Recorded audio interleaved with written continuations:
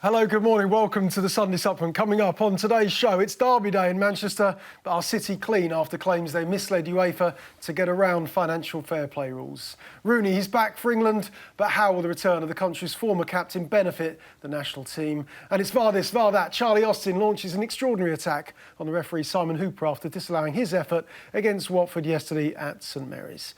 Hitting the target for us this morning, Steve Bates is the chief football writer at The People. Alyson Rudd is a sports reporter with The Times, and Jack Pitt-Brooke is a football journalist with The Independent. Morning, guys. Thanks very much for joining us this morning. Don't forget to tweet the show at Sunday Sup, and the best will appear on your screen over the next 90 minutes.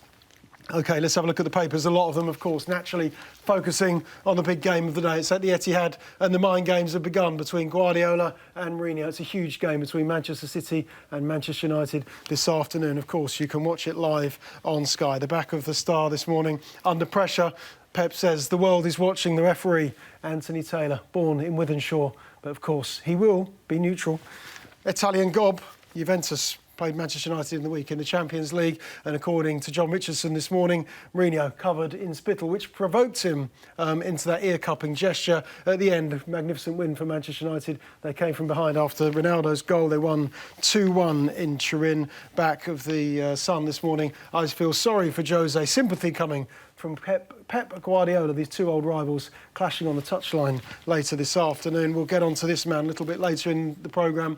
Charlie Austin, he feels that his goal should have been allowed yesterday. It would have been the winner against Watford. Instead, Southampton drew 1-1. It's VAR to take. Magnificent outburst, extraordinary outburst yesterday from Austin after that disallowed effort. The front page of the Sun's goals pull out.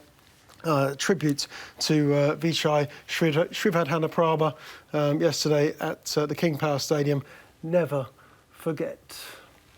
OK, Steve, let's get on to Manchester City and Manchester United. Huge game as ever, but has the gulf ever been wider between the two teams? Well, I mean, you know, there has been talk of a power shift in Manchester. There's no denying that Manchester City are better equipped these days by far than Manchester United to win the title. United are quite a way off being able to compete for that, as the league table tells you this morning. The gulf is big. But this is a derby game, and you know, if you look at the results Guardiola's had since being in charge in derby games against United, he's played 4 in the league. City have won 2, United won there last year, and there's a draw. So a power shift in that sense isn't really obvious, but the bigger picture, it really is obvious. You know, United are absolutely miles behind City in everything: the structure of the way City are organised, the squad strength, the way money's been spent, the recruitment process. City are miles ahead of United. There's no denying that. But on the pitch, we know in derby games anything can happen, and you know, if there's one coach or manager out there who is able to pull off a masterstroke in one specific 90-minute game, it is Jose Mourinho. Yeah. He's done it before, and there's you know, no getting away from the fact that both United's results have got positive results against City last year, and the 0-0 draw were both at the Etihad. So history tells you he's capable of getting a result there. But yeah.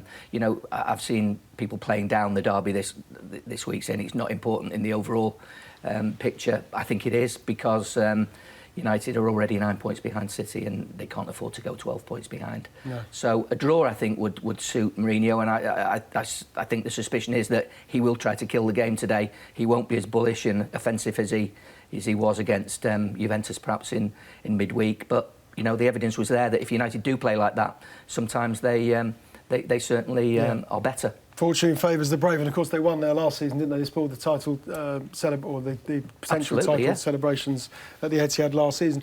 Now there's a lot of layers involved in this game, not just the derby, but the choice of the referee, the respective positions in the league of the two teams. What is the single biggest issue in this for these two teams going into this game for you, Ali? I think the biggest issue is, I actually think this could be a defining game for Manchester United, because Mourinho's slipped into this ridiculous pattern where he needs the team to be slightly humiliated before they start playing football. It's been the theme of this season, and he's been there long enough for that not to... It's as though he's only just arrived and he's having to do those clever half-time team talks while he gets to know his squad. It's slightly ridiculous. And I think this is the game where he has to decide, I have to make sure my team know they have to play for 90. You can't play for only a half against Man City. It might come off, but you can't go into a game like that. So how does he pull off the trick where he makes his team feel they need to go at it from the very start, not just after they've conceded, and not just that, but not just after they've looked dreadful. And I think if he doesn't pull that off, if they don't, the result doesn't matter. It's how they play and the attitude and the fact that they're not sort of trying to chase the game and waiting for a bit of luck and a bit of passion at the end. For this season to mean something in the league for United, they have to look like grown-ups, actually. But have we seen an improvement over the last few weeks, starting from the Newcastle game at Old Trafford, go back to the Everton game, Juventus in midweek, because that's such a significant victory given that Ronaldo had put Juventus in front, and then all of a sudden it was the old Manchester United, the classic Manchester United. Yeah, but why? Yes, but there were also periods in those games where they were completely outplayed. You can't. That seesawing isn't good for the soul, isn't good for the psyche, it isn't good for a team over a season. The fact that they're capable of it must be incredibly annoying to everyone involved in the coaching staff. There's nothing worse than knowing your team has the ability to do that.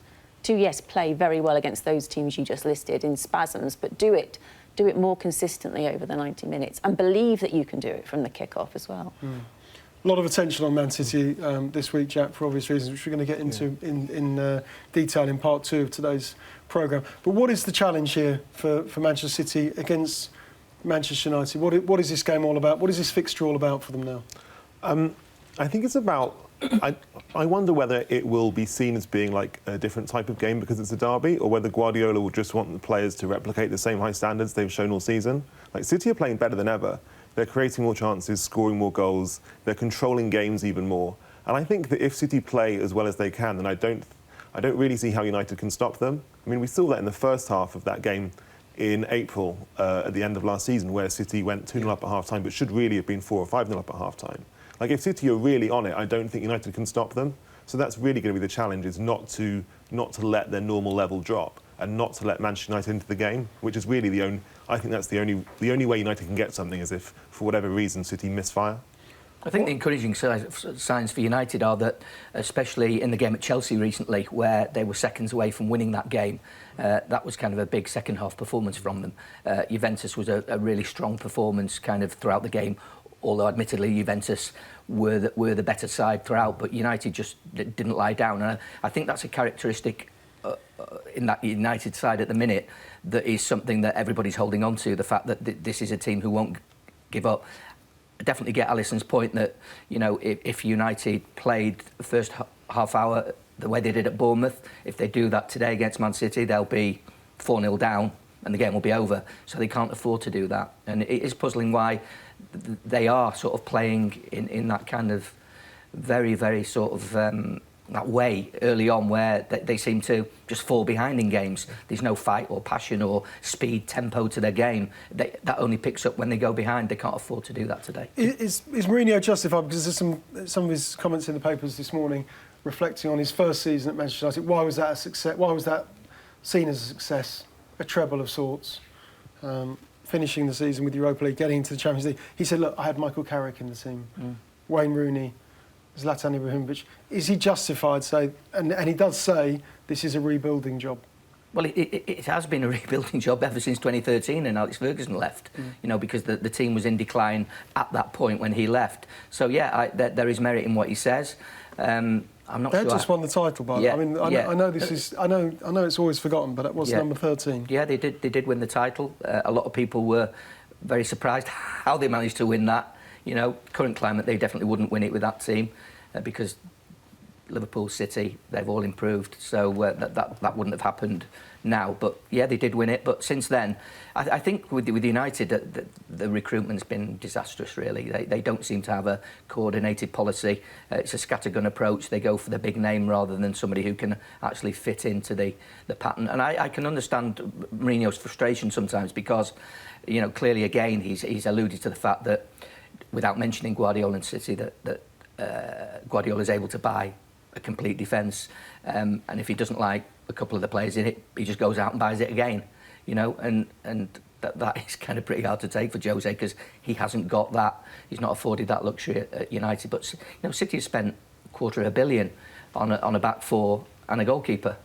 So, you know, and they've currently got the best defensive record in the division. Well, you could say so they should have, having spent that money. I think that's a frustration for Jose, that especially he tried to get a centre half in the summer and they couldn't get one over the line for him.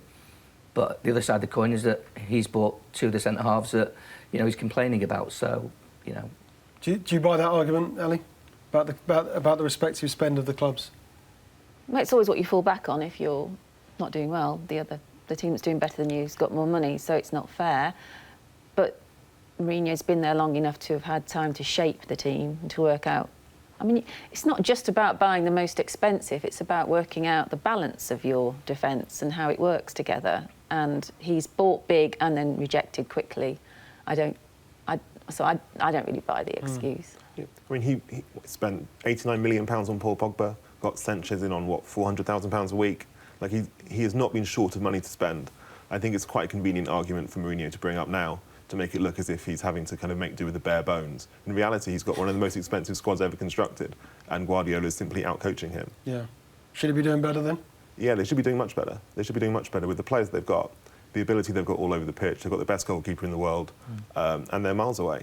And, you know, Mourinho's reputation is based on being able to win quickly with established players, and he's not been able to do that at all.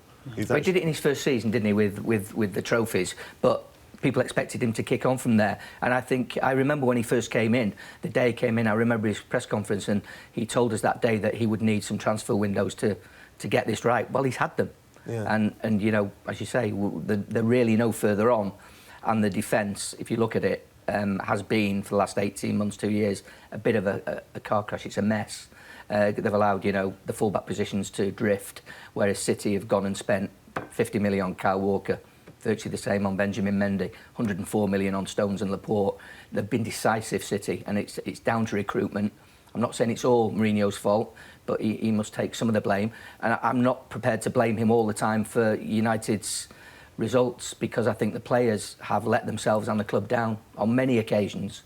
And I think it's about time, starting today maybe. And they've shown signs of this in recent weeks, Chelsea, Juventus games particularly, the way they came back at Bournemouth, the way they came back against Newcastle. The quality and character is definitely in that team.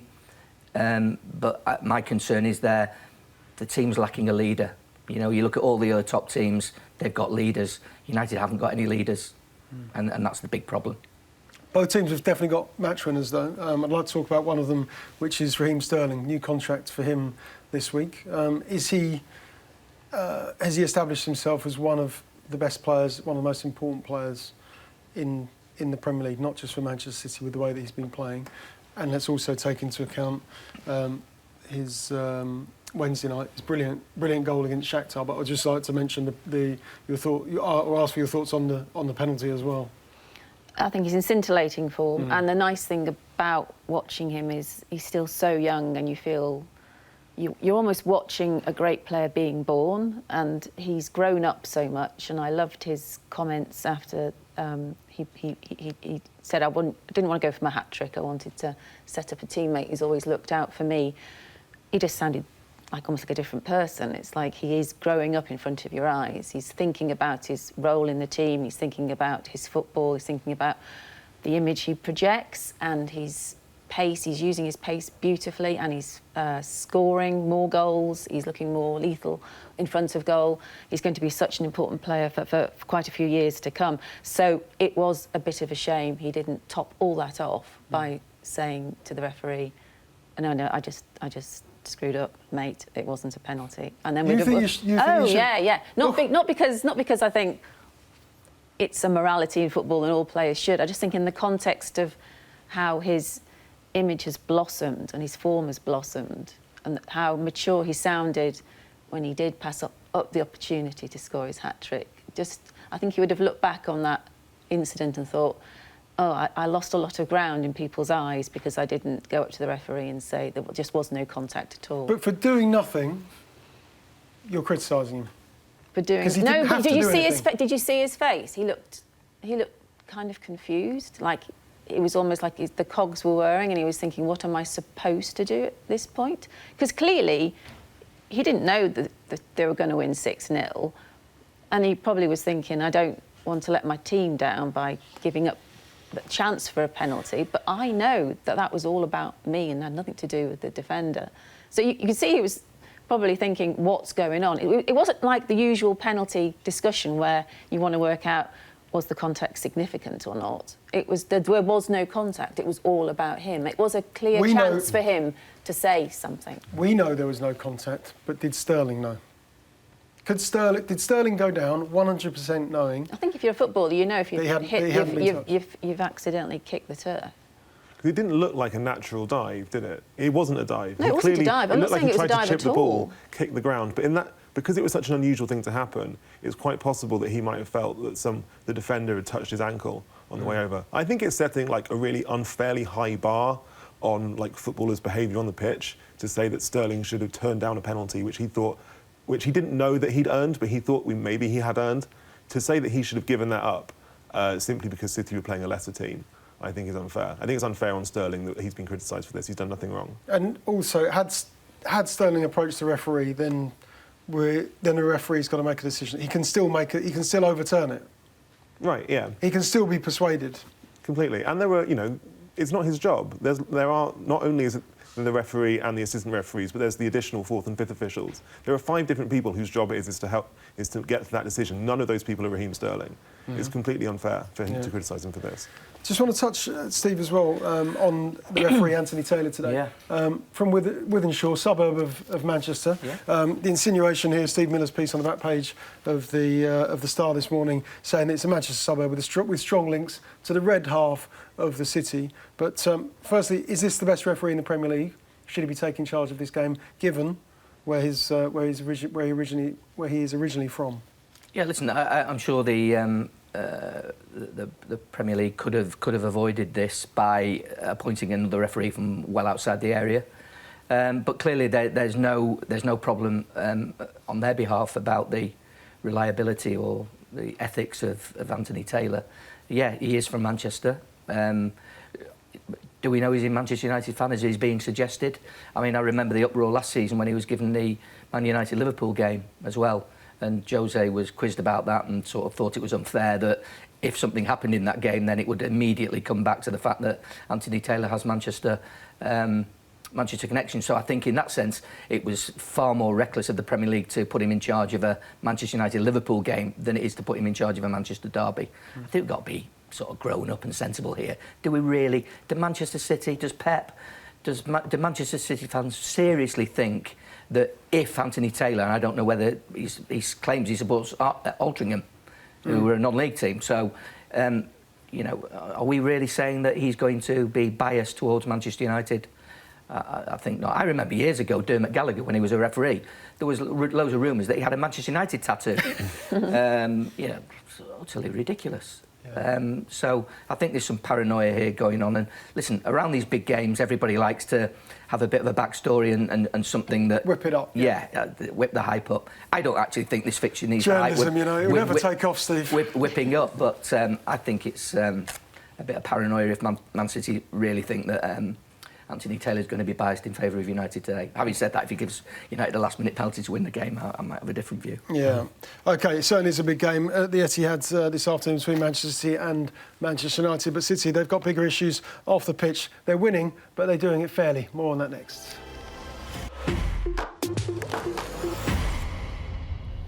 OK, murky world of football finance coming right up. The Man on Sunday this morning talking about football's most wanted men. This is after the Football Leaks revelations over the past 7 or 8 days, Alyson. What are your thoughts on the full extent, the exposure and the leaks that have emerged and subsequently been printed across newspapers all over the country over the last week or so?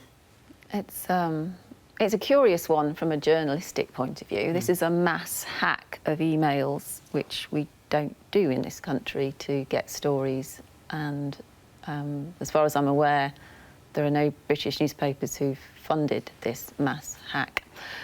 But it's out there now, it's published, including Reuters and other people have published the the revelations.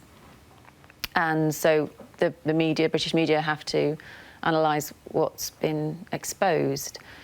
It's complicated, partly because there are so many emails and you have to go through and accept that what people are highlighting as important is important. There might be lots of things we just haven't seen yet. That's the other thing worth saying. Context is everything when you're talking about potentially breaking rules. For example, one of the revelations was that a deal was struck between City and UEFA on how to pay a bill and limit the damage and so on. But that might not be. I mean, that's life, isn't it? If you're talking about finance and fines to be paid, people do strike deals. And from UEFA's point of view, just to get any money at all out of a powerful club is probably seen as they've done their job properly. Whereas if you were feeling non-charitable towards City, you'd say, well, they're just using their power indiscriminately and not facing up to the fact that they should have just paid the fine for what they've done. There are so many elements to financial fair play. It's over. Like La Liga are very cross about it because they see a chance to diminish City in terms of the Champions League, their potential club that could be hurt in the run-up to taking the Champions League away from Spain. In this country, we have our own set of financial fair play regulations. So closer to home, I think a particularly interesting angle on this is there are rules about how much you can increase a player's salary and income and add-ons while you have them, and you're allowed to go above that limit if you can prove you've got a big influx of commercial income and merchandising income. And if that income is fake, i.e. it's being subsidised by the owner and not being declared properly, then that would give Manchester City an advantage in attracting and keeping the best players at the club, and therefore other teams challenging for the title might feel they're gaining an unfair advantage if they abide by the rules and City are not. So it's complicated. You can also argue that FFP is a flawed system and all clubs are probably trying to navigate a way through it. But if some clubs are abiding by it and some are not, that has to be resolved. Mm-hmm. And just throwing out fines and getting cross about it isn't enough. Maybe you need to go back to the very basics, and UEFA need to be grown up and mature enough to say, this clearly isn't working. If we want fairness and transparency, then we have to think about the rules again. And also, just one final point, the two opposing things going on behind the very existence of FFP. One is to stop clubs going into too much debt and therefore going out of business, which is clearly a bad thing. No one would say we want clubs to be become defunct because stupid people at the top can't see they can't afford it. But similarly, it's a way of protecting a cartel at the top where you make sure that the very biggest clubs, you know, that they're there forever, because you're not going to allow a huge influx of money anymore. There can't be another Chelsea, for example, where someone just sees a club, buys it and changes their fortunes by just going for it financially. It's difficult. Jack, does the Abu Dhabi regime at Manchester City, does that leave you feeling queasy? Yeah, I think ultimately the case that City have been trying to get around FFP through clever accounting, which I think is pretty obvious from what we've read in Spiegel this week. Well, the example of Roberto Mancini's contract, for example, right? Yeah, would be a very and the obvious inflated one. sponsorship deals that would come through Abu Dhabi. I think that is not especially surprising. Ultimately, I think most people would suspect that City and other top clubs would engage in creative accounting to try to comply with FFP. I think ultimately the stronger accusation against City morally is that they've been sports washing their Abu Dhabi brand globally. That was a word that was used by Amnesty International in a statement yesterday. And I think that does more harm to the City brand than the FFP revelations. And what do they, just talk us through, what do Amnesty International mean by that? So Amnesty International mean that they said that the Abu Dhabi's human rights record is very tarnished, was the word they used, regarding their use of exploitation of migrant workers, the locking up of human rights campaigners and dissidents in the UAE. And therefore, by spending billions and billions of pounds on Manchester City, Abu Dhabi are using City to kind of launder their reputation globally. and basically making City into a tool for Abu Dhabi soft power around the world, and therefore all of City's successes are being done. And obviously Abu Dhabi have an interest in City doing well and in Manchester doing well, and they have spent on the regeneration of Manchester. But ultimately, it's to make Abu Dhabi look good. That's the reason that they're doing it, and that is why I think City's successes are slightly morally ambiguous. So when we coo over the way that Manchester City play, they're a great team. They score 100 goals, 100 points. When we watch them play, and we write so extensively and exhaustively about what a brilliant spectacle this is and how they've changed English football and they've got the best coach in the world, how do we reconcile that with Abu Dhabi's human rights record? Or do we separate it and isolate it and say, sorry, they're two different things? You can't isolate. I mean, they are different things, but you can't isolate them. I mean, you can see that on the one hand you've got the football, and on the other hand you've got the human rights record. So they're not exactly the same, but you cannot simply celebrate the football and not look at where the money comes from to buy Guardiola, De Bruyne, Silva, and the rest. Like they go hand in hand, and I think that ultimately any recognition of City's success has to take that into account in the same way that Chelsea's success has to take into account where Roman Abramovich got his money from. I think going back to Chelsea to 2000. If we were to compare the clubs, Steve, going back to Chelsea 2004, 2005, there was a lot of hostility. There was a lot of arrogance, unashamed arrogance at the club from people in key positions at the very, very highest level, across the executive, in the boardroom, wherever you went at that football club. Have Manchester City tried to do that, tried to buy their success and win in a different way, by being more appealing? What, through the football? The way they present the football? Yeah, because Chelsea didn't care.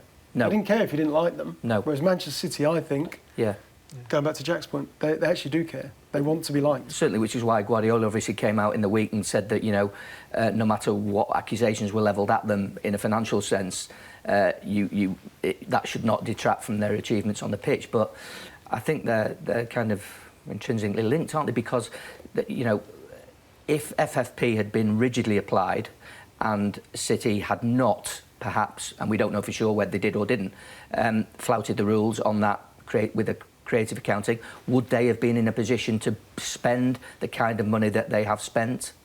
I'm not totally sure they would have done. You see, the problem is UEFA have really been weak on this, haven't they?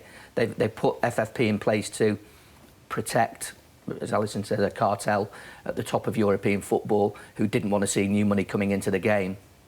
But now when the whole sort of concept of FFP is basically seen as a bit of a sham, UEFA have kind of gone to ground. I've not heard UEFA make any statements or comments this week.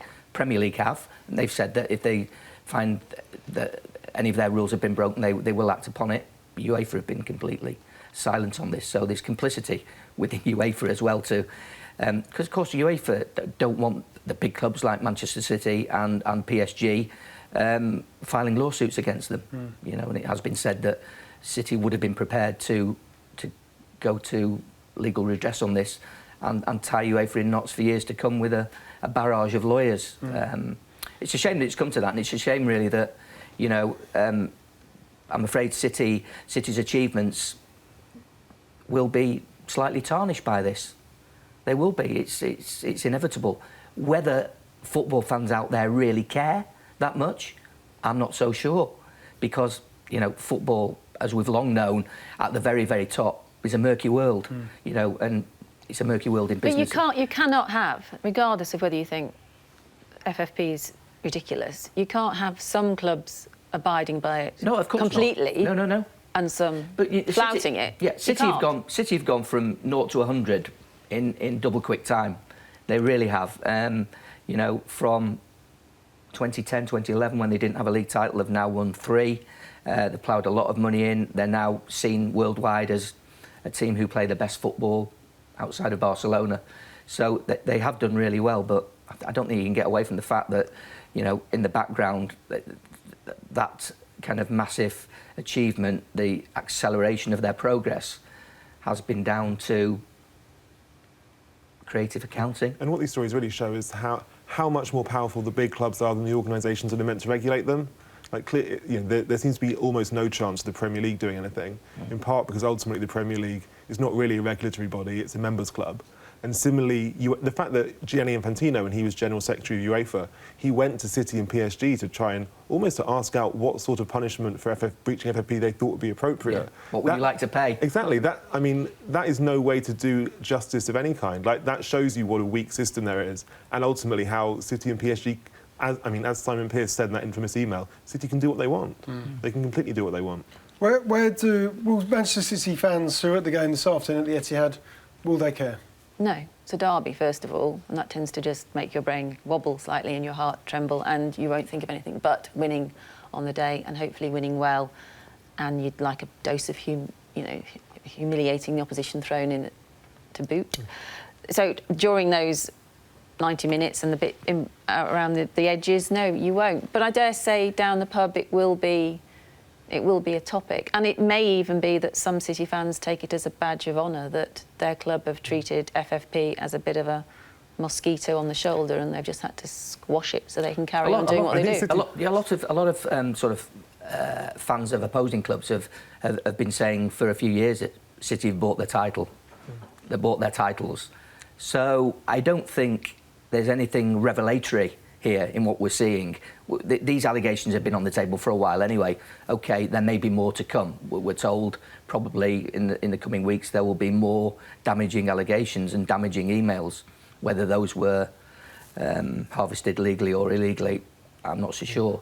But I think the FFP. I think lots of City fans actually quite revel in the club's approach to FFP, in the sense that some City fans are not comfortable with City being one of the big boys, and they like this idea that they're kind of outsiders amongst the elite. And the fact that you could argue, as Ollie Holt and Martin Samuel have done recently, that FFP is basically just a tool of the elite to keep the small clubs small.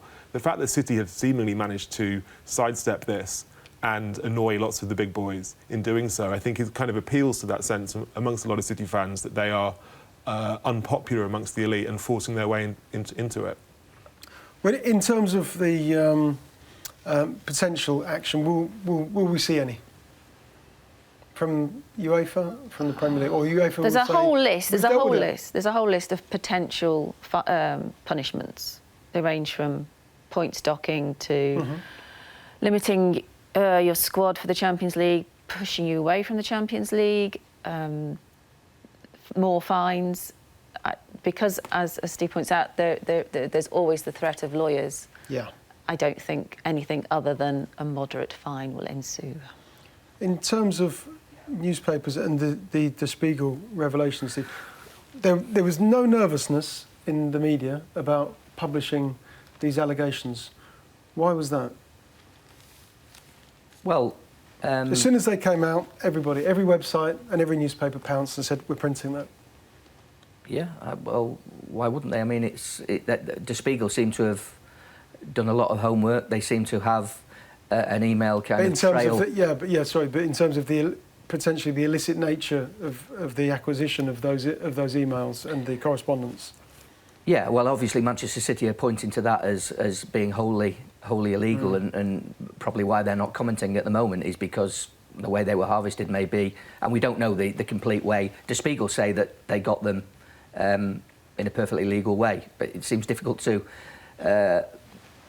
think that might be true when there's so many damaging emails there that I'm sure Manchester City wouldn't have wanted out, and how would they have got those anyway? So I think most pieces in the papers this week have prefaced it or mentioned at some point that there is doubt about it. They're covering themselves in that sense. They're saying we didn't. We haven't uncovered this. This is out there. This is what's going on. And also, the Football Leaks people have got a good track record so far. I don't think there's any doubt that what the allegations that are being made coming from the emails, I think probably those emails are bona fide emails. But I mean, Manchester City obviously aren't commenting at the moment, and you probably wouldn't expect them to until they've probably seen the full extent of there may be more damaging ones to come. When does Calhoun have his sit down? Is it the end of every season? Yes. I look forward to that. Should be interesting. Should just say that Manchester City's line throughout this has been it's an organised and clear attempt to damage the club's reputation, which undoubtedly this episode has certainly done. OK, next up, we're going to talk about Wayne Rooney. He's back for England. He'll play some parts against the USA on Thursday night.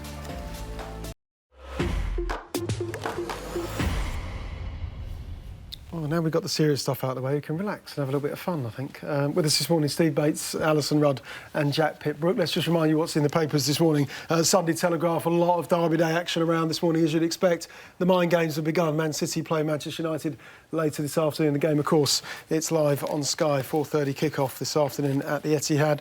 The referee, though, Anthony Taylor, under pressure, according to Pep Guardiola this morning, from Wythenshawe, a suburb of Manchester. It's full of Reds. But will it be red this afternoon? He's going to be impartial, of course he is. He's a referee. The back page of The Sun this morning, I feel sorry for Jose. This is Pep Guardiola talking about the trials and tribulations of being the Manchester United manager and being Jose Mourinho. The Sunday Mirror reflecting on events back at in Turin in the week. According to John Richardson this morning, Mourinho showered and sprayed with spit from Juventus supporters during that game. Manchester United coming back to win that game, of course, 2-1. They were a goal behind. And then this man, Wayne Rooney.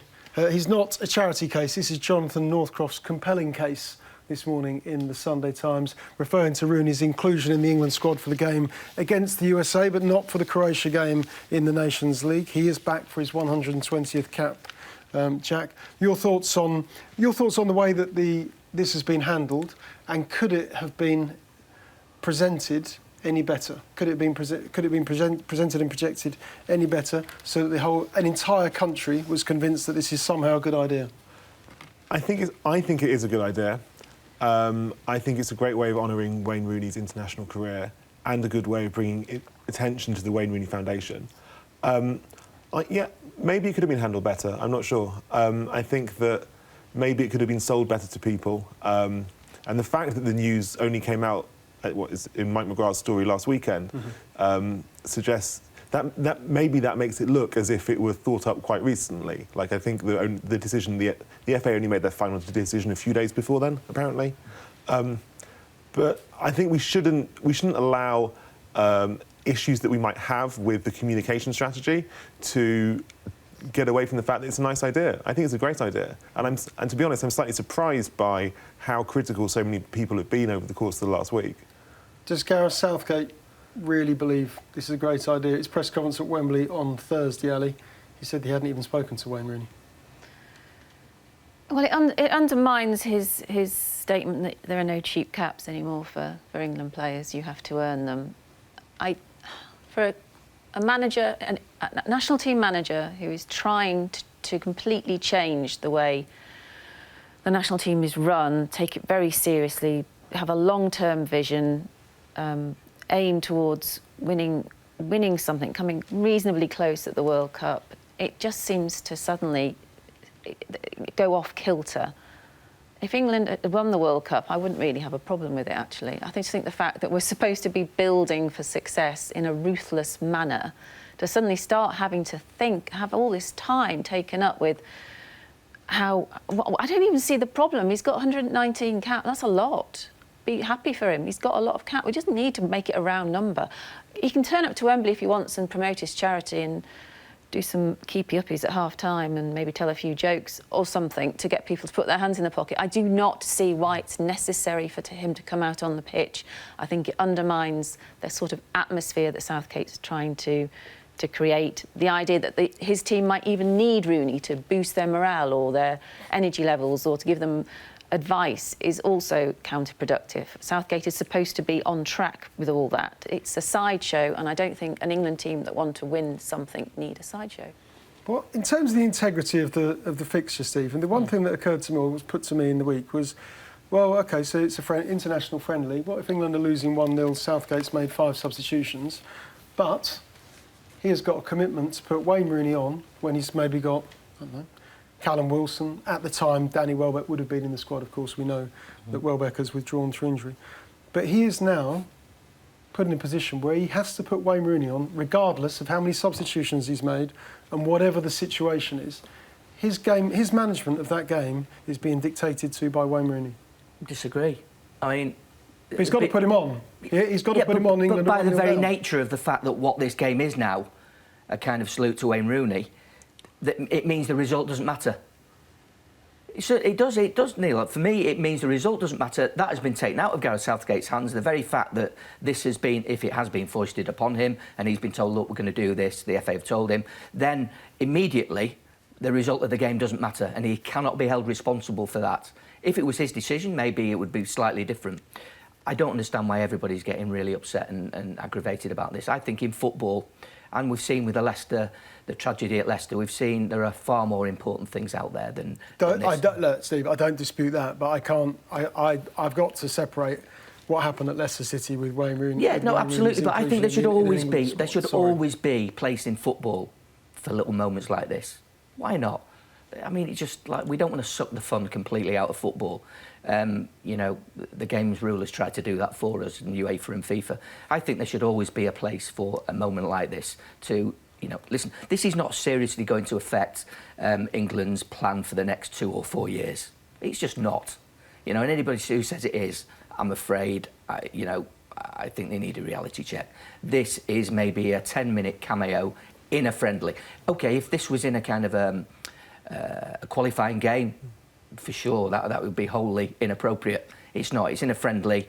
I think probably Rooney's presence will mean that I've heard that in the initial weeks, before this was announced, sales of tickets weren't great, but they've improved substantially because of this.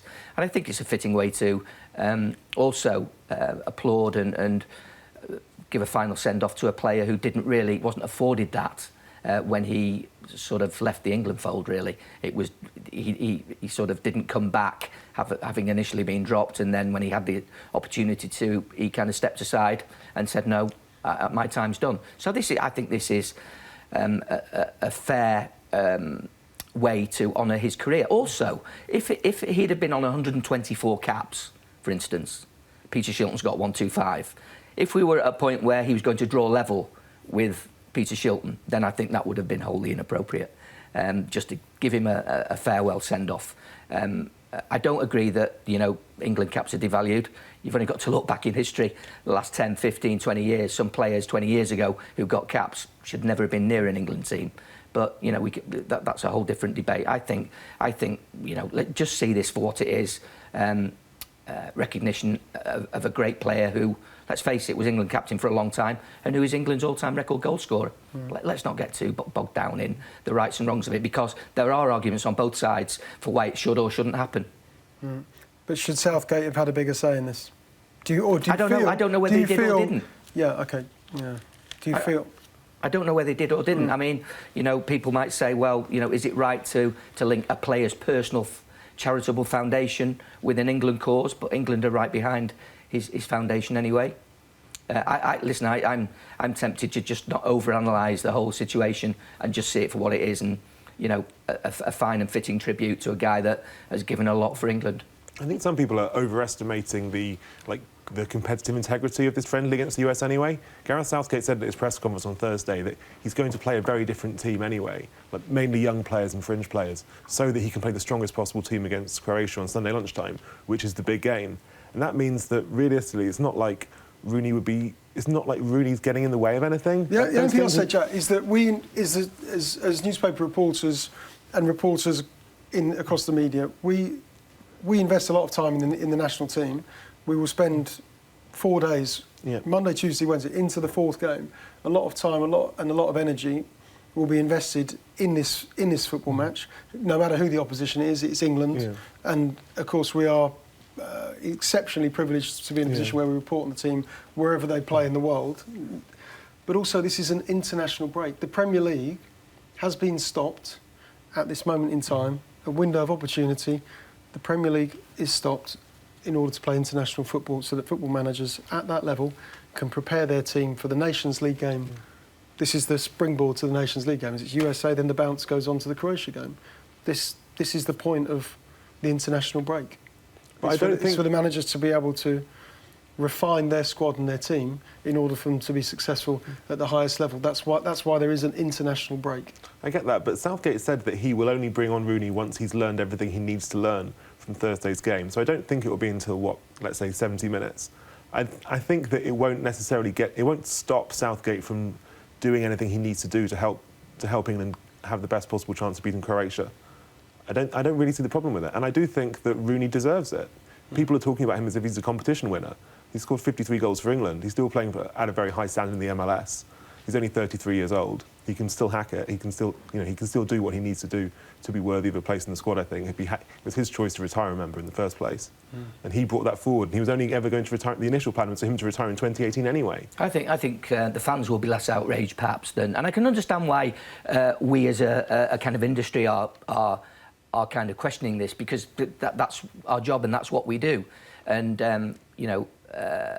I can perfectly get that, but I think the fans will be far less kind of obsessed with it. He might get 7, 8, 9, 10, 15 minutes, I don't know. But I don't honestly think it's going forward, it's going to have any massive impact or set a principle that years to come we will regret. Exactly. People are suggesting this will be a precedent, and now Southgate will always be handing out these kind of special caps to players who've retired. But realistically, Rooney is not like a normal case. Rooney is our best ever goal scorer, one of England's greatest ever players, and therefore I think that's why it makes sense to bend the normal way of doing things, to give him this special, unique occasion. It doesn't have to set a precedent forever. 70 minutes pass at Wembley Stadium. Rooney unzips his tracksuit top, on he comes. Do you think they'll be booing when he does that? Well, that's the correct... It's not. Of course, he won't be booed. I know that. I know. But what sort of reception will he get? Will it change the atmosphere of the evening? And also, will those who don't agree with it be hypocritical if they then stand to applaud Rooney onto the field? Well, and I should say I'm one of them. I don't agree with this, so yeah. I will naturally, inevitably mark this occasion by applauding him onto the field, unquestionably, because of his long service. What if he scores the winner in the last minute? I'll be jumping up and down. But will I, and among others, be a hypocrite for doing it?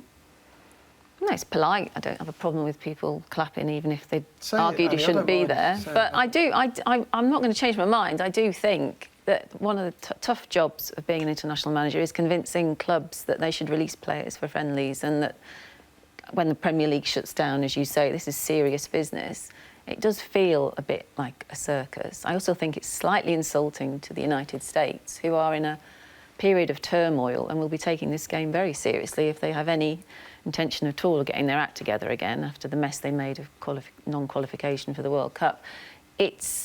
I just don't think it sends out the right vibe to the fans, to the clubs, to the country, to the fans, to the way Southgate wants to progress with the team. And yeah, I doubt there'll be this sort of act forevermore, that there's going to be, at least 10 minutes of every friendly from now on devoted to some player who missed saying goodbye. But it makes it very hard to turn them down if someone makes the case. I think if the FA were trying to generate interest in the game, they've certainly done that, haven't they? Because although people might say, well, this is just a sideshow, there's huge focus on what otherwise would have been a game that maybe people would have been largely indifferent to. And the fact that Wayne Rooney, let's face it, he's not coming out of non-league football to play in this. He's playing at a decent level. And listen, we've seen him in recent weeks in America. I know America, MLS is not the Premier League, yeah, for sure. But I do think, he's still got some powers left that would not demean both him and the England shirt. Okay. I love it, Steve. Powerful case for Wayne Rooney and from Jack. Powerful case from Steve on Wayne Rooney and from Jack. Quick word on Callum Wilson. Does he deserve does he merit his call up into the international squad? Yeah, he's probably been the best English striker in the Premier League this year. Maybe apart from Raheem Sterling. He's been absolutely electric. It's a great story as well. There have been some really good interviews with him this week. Obviously started off in non-league and then played for Coventry for a while. And then when he went to Bournemouth, I think he did both of his ACLs, like what left and then right, after coming back. So it's fantastic to see him, and it's also just good to see that Southgate is still open to bringing new players into the squad, even after the success that the team's had over the course of the year. Yeah, it's good to see players from like the unfashionable clubs in the Premier League, if you like, getting a chance. Yeah. It's quite a similar story to Jamie Vardy's, his amazing rise. Yeah. Well, good luck to Callum Wilson and to Wayne Rooney when he comes on as a substitute against the USA on Thursday. Back to the Premier League action next. We're going to talk about Southampton, VAR this, VAR that, Charlie Austin and his emotional outburst after Southampton's draw with Watford at St Mary's yesterday.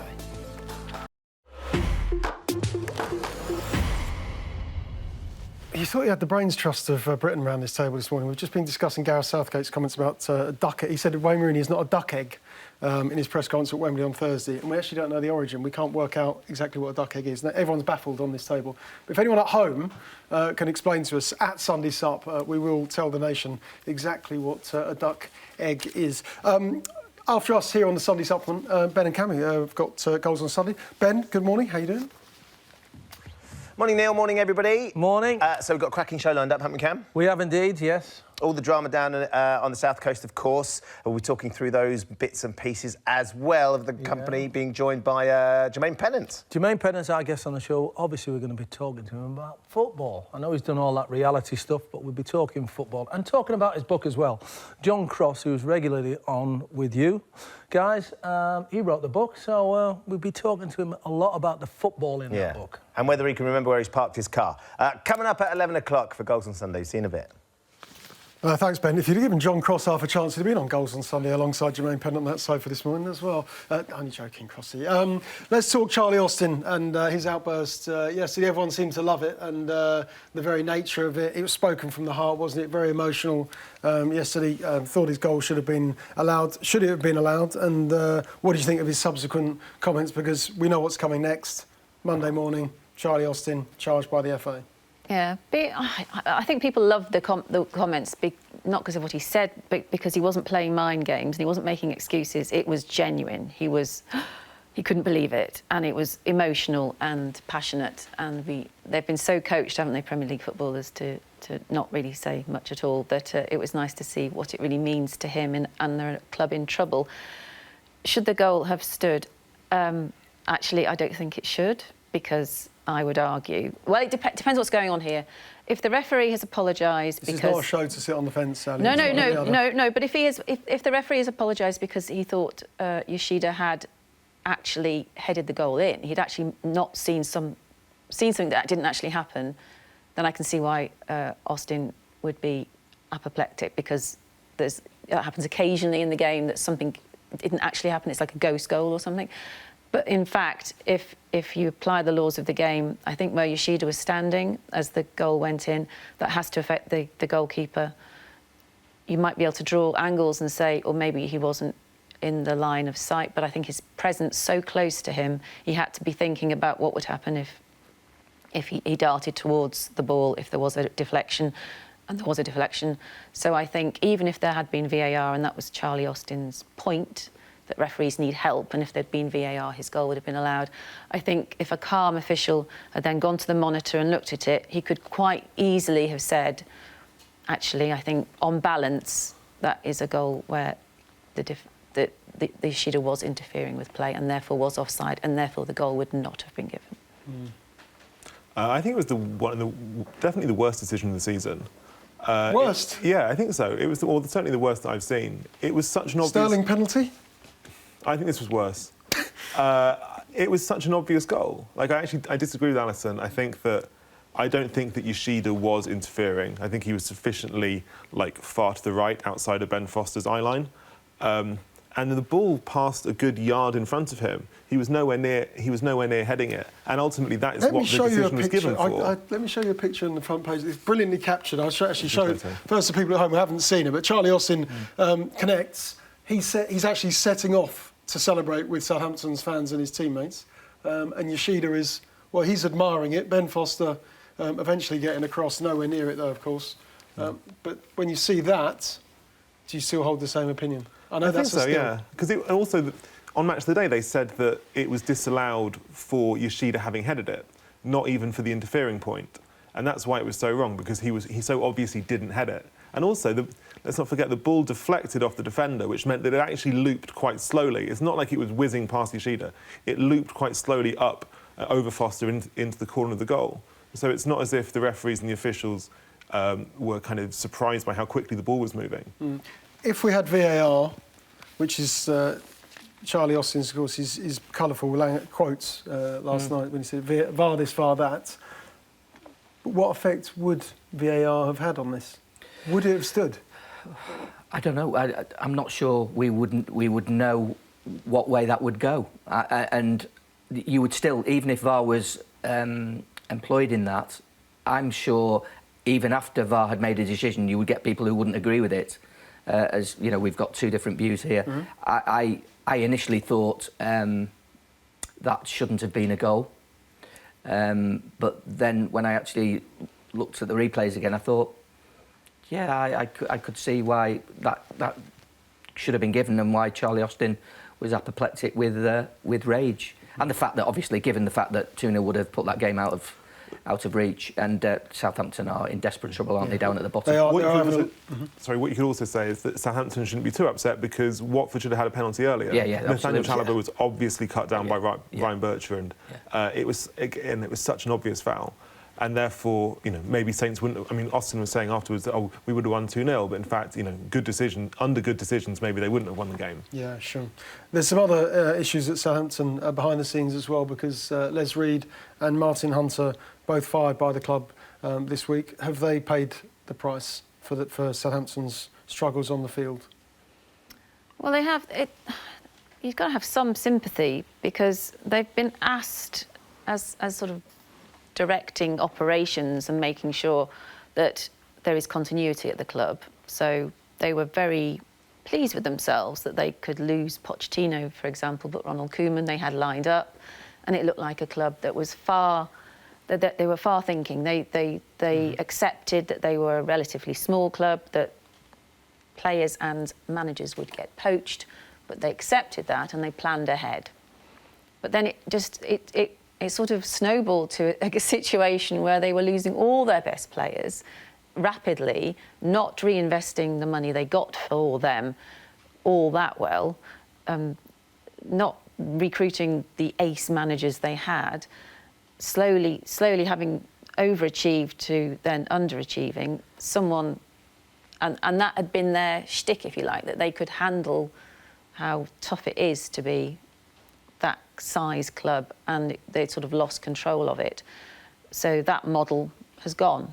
But it was a good model while it worked, a really good model while it worked. And I'm not sure how, if you're the owner of Southampton, you veer onto a different path and make it better suddenly. You have to stop selling your best players. Yeah, selling your best players has got a shelf life, hasn't it? And I think it's just all caught up with Southampton. You can't repeatedly sell your best players and then see those players, Van Dijk, Lallana, Lovren, Luke Shaw, doing well in the league and expect... football's not a precise science, so finding new players to fill those gaps is perhaps the hardest. Much harder than selling your best players is finding the new ones to come in. And while they managed to navigate that for a while, they've just paid the price now for a policy that shouldn't, in my view, have been a kind of a long-lasting policy. It maybe should have been a short-term thing that they would do that, but then reinvest properly in the team, and they haven't done that. Yeah. They're lacking leadership. I think so. I think they're also lacking identity. They used to talk about the Southampton way, and for years you knew what they were all about and the type of football they would play, especially under Pochettino, and even to a lesser extent under Koeman.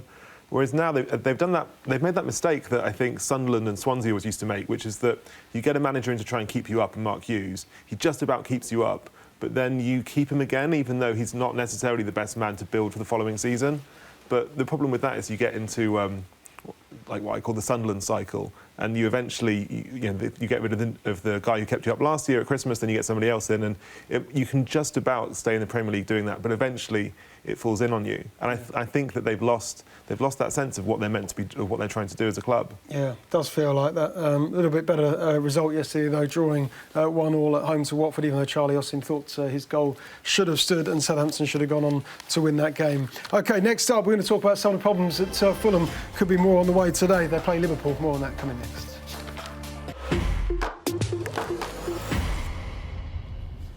Welcome back. Let's talk Fulham now, because Slavica Jokanovic has been under pressure. Is he going to keep that job? What does he need to do to keep that job? Is it purely down to results and Fulham's fortunes, Ali? Well, he needs to prove that he can get the team playing as a unit and having a bit of fight and spirit. They went through a period like this last season, in fact. They were playing badly and they went to Sunderland and lost. And they gave Sunderland their first home win in a year. And the team was so embarrassed that they all looked at each other in the dressing room and said, right, well, whatever we've been doing wrong, we're going to put it right. We need to fight more, we need to be a team, we need to get our act together. And it was as much from the players as the manager at that point. Then they went on an astonishingly brilliant run, and lo and behold, they made the playoff final, and they're in the Premier League. And when they allowed Cardiff to score 4 goals, I thought the same thing would happen again, because they were just a team ready for a trigger. They'd maybe found it a bit of a culture shock, the Premier League, absorbing lots of new players. They needed something to make them feel so humiliated that it would go right. And when I spoke to Tim Ream, their defender, afterwards, and put that to him, he said, yeah, I thought that would happen too, and it didn't. So they're all at a bit of sea now. What do they do? Being humiliated isn't making them play better. The manager, in his most recent press conference, seems to be suggesting he's at a loss because he tells them what's going to happen, what they should look out for, what the opposition tactics will be, and they don't respond to him. That is a bit like signing your own resignation letter, because you're saying you're at a loss. So something needs to click. I don't think losing to Liverpool in itself would be the trigger for him to get the sack, because lots of teams will go to Anfield and struggle this season. Be more the manner of the attitude. It depends how. It depends how. What sort of. If there are signs that they're a team that are learning, that what I've just described is all about attitude and philosophy and passion. They also have personnel problems. They don't have a good defence. They have a team that have no real experience of the Premier League. They don't have a leader on the pitch. They have Schürrle, who's a World Cup winner and does have experience, but they need more than that. It's a young team that played beautiful football and need to find a new identity. It's a shame, because they did invest over 100 million quid, and they were a delight in the Championship. And although nobody thought playing exactly the same way would be a clever thing to do in the Premier League, the fact that they've applied no robustness at all and adapted is curious. Liverpool, Chelsea, Manchester United in the next 5 games, Jack, as well. So it's a tricky run. It's a run that it won't just define Fulham's season. It will define the future for the manager. Yeah, my issue with Fulham is that they really don't look difficult to beat. That should be like the minimum requirement for teams that come up into the Premier League. But they're incredibly easy to play against. They don't put any value on keeping clean sheets or avoiding defeat. They're so open, and you have to be really, really good to play that attackingly, and they're not. I remember being at their game when they got hammered by Arsenal at Craven Cottage about 6 weeks or so ago, and it was quite tight until about an hour, and then Fulham completely gave up, and Arsenal scored, I think, 4 goals in the second half. And Jukanovic said after the game that the players had surrendered. But clearly, for whatever reason, his messages are not getting through to the group, and I don't see how the same thing doesn't keep on happening. I'm sure they'll lose very heavily today, and will continue to lose heavily to any good team they play. There's a lot of talk about potential replacements. Sam Allardyce being one of them, David Moyes being another. Are they the types that Fulham will look to in an emergency to stay in the Premier League, no matter what the style, no matter what the approach, and no matter what the feelings of the fans are towards that type of manager? Yeah, I'm not sure their owner is somebody who would naturally go that way. I mean, Jukanovic was kind of a left field sort of signing, wasn't he? So they will have to get that right, because if they do decide to change after that run of games, if that's what they're going to do, then to give themselves a chance, then you probably are looking at the managers you just mentioned, who have that track record of keeping players up. But as Jack alluded to before, I don't think those managers would be there for the long haul. And, certainly Sam probably wouldn't want to be there for this long haul. David Moyes, maybe he would, but I'm not sure where they would go with that. I just look at Fulham, and I look at Cardiff and see the belligerence and the kind of doggedness and determination in that team, which probably man for man, he's not as skillful as the Fulham team, but they've clearly got something that will probably keep them up. Perhaps, and at Fulham's expense, who knows? I'm surprised, having spent so much money. Fulham seems so flimsy and, as Jack says, easy to beat. And I'd put them down as perhaps ahead of Wolves of the three teams that came up, who would be the team that would prosper most in the Premier League. But they're just not performing. No, you've got no chance when you concede 29 goals when you're opening 11 games of the season, have you? Could be more today at Liverpool, of course. Like to talk Chelsea against Everton this afternoon, the potential for Ross Barkley. All of a sudden in favour at Chelsea. No guarantees that he'll start, but against his former club, is this the kind of opportunity where he can make his mark? Yeah, I mean, I tried to get Sarri to say, it'd be fantastic to see what he does against his former club, and instead Sarri said, I've got so many ex-players, it doesn't really bother him.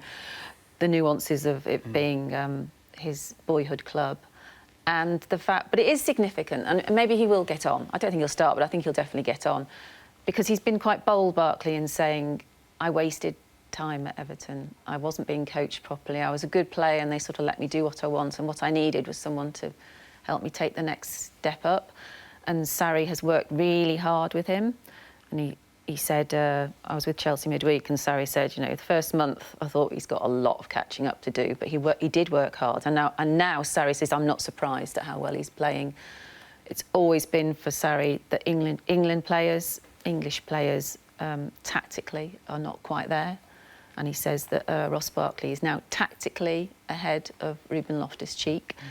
It's really refreshing that a manager's prepared to go through his squad and give them marks out of 10 on how they're doing. Not unusual for managers to tell you that they're the person who changed somebody's game, though. No, but it is a fact. It is a fact that because most people were away on World Cup breaks, that Ross Barkley was there and he was able to give him some input. And the evidence is in front of us. Ross Barkley is a different player. He is a different player. He isn't being indulgent. He's thinking about his football more. I think we were all impressed by how Barkley played against Croatia and Spain last month for England. Particularly, he played that chip over to to Kane to set up Sterling's goal, the third goal we scored in Seville. And with England games coming up again next week, I imagine that he might even be protected from the USA game to play in the Croatia game at Wembley. But I think we can, the country will certainly benefit from Barkley's kind of finally getting that coaching that he's always needed from Maurizio Sarri. Yeah. I'm not sure Barkley would have emerged as the player he is doing now if he'd remained at Everton. No, indeed not. I think making that move, which was kind of a bold move at the time, and it caused him some grief when he goes back today, because I don't think he'll get a warm welcome, but I think it was the right thing for him to do in his career. Yeah, OK. Ross Barkley, hopefully we get to see him in action this afternoon in a Chelsea shirt against Everton at Stamford Bridge. OK, we've run out of time today, but thanks very much to the guys. Thanks to Steve, to Ali and to Jack for joining us this morning here on the Sunday Supplement.